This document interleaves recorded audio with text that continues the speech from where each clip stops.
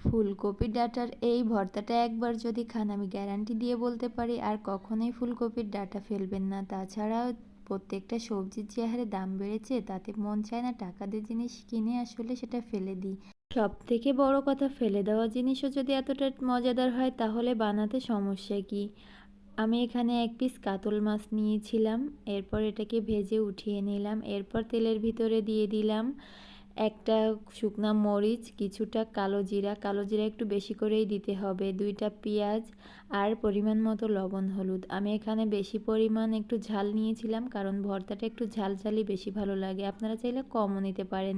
এরপর দিয়ে দিলাম সেদ্ধ করে রাখা ফুলকপির ডাঁটা, মিনিট 2 ভেজে নামিয়ে নিয়েছি। এরপর মাছের থেকে কাটা ছাড়িয়ে পাটার উপরে মাছ আর ওই ফুলকপির ডাঁটাটা দিয়ে খুব সুন্দর মিহি করে বেটে নেব।